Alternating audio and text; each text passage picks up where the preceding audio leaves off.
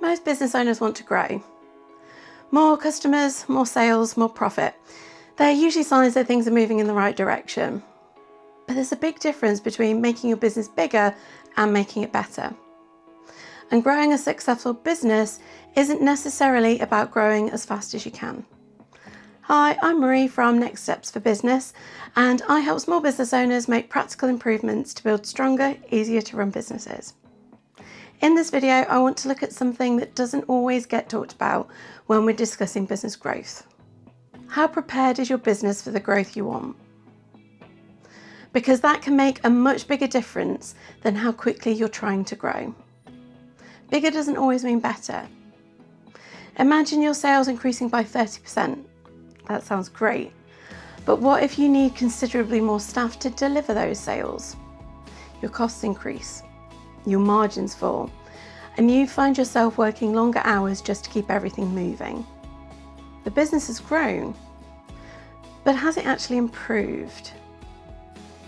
That's an important distinction. Growth should ultimately help you build a stronger business, whether that's through better profitability, more capacity, a bigger team, reaching more customers, or making the business less dependent on you. Simply getting bigger isn't necessarily the same thing. Growth magnifies what's already happening. Growth also has a habit of exposing weaknesses that are already there. A process that works reasonably well with 10 orders a week might completely fall over with 50. A task that only takes 10 minutes per customer might not seem particularly important until you've suddenly got 3 times as many customers. And if every problem, approval, and decision already comes back to you, growth can magnify that pressure too. But the opposite is also true. If you've got good systems, clear processes, spare capacity, and good financial information, your business is in a much stronger position to cope with more demand.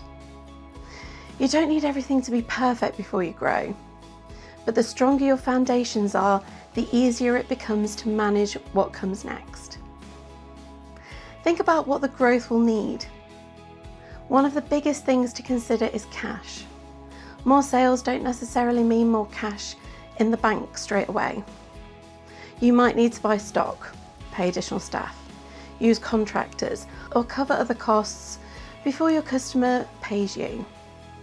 So the faster you grow, the more cash you might actually need to fund the growth. Then there's capacity. If another 10 customers arrive tomorrow, could you comfortably look after them? What about if it was another 50? Could your systems cope? Could your team cope, if you've got one? Could you cope? And could you still give your existing customers the level of service they expect? These aren't reasons not to grow. They're things to understand so you can prepare for the growth you want. You don't have to take every opportunity.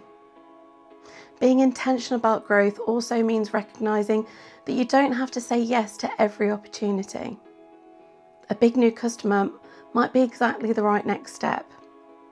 A new product or service might open up a fantastic opportunity, or it might stretch your resources, distract you from something more profitable, or put pressure on parts of the business that aren't ready for it yet. Sometimes the right answer is yes. Sometimes it's not yet. And sometimes it's just no. The important thing is that you're choosing where and how you want the business to grow, rather than growth simply happening to you. So how prepared is your business for growth? Rather than asking yourself, how quickly should my business grow? Try asking, how prepared is my business for growth? A well-prepared business may be able to grow very quickly. If your systems are already stretched, cash is tight, or you're at capacity, even relatively modest growth could put the business under pressure. That doesn't mean you should always grow slowly. If the opportunity is right and you've got the resources to support it, growing quickly could be absolutely the right choice. The important part is that it's a choice. So think about the growth you want to achieve. What will it put pressure on? What might need to change? And what could you start putting in place now so your business is ready for it? Because successful growth isn't about getting as big as you can as quickly as you can. It's about growing intentionally at the right pace and the right way for your business. If you want more practical ideas to help you build a stronger business, subscribe to the channel. There's new videos every week covering the different areas of your business and practical improvements you can make.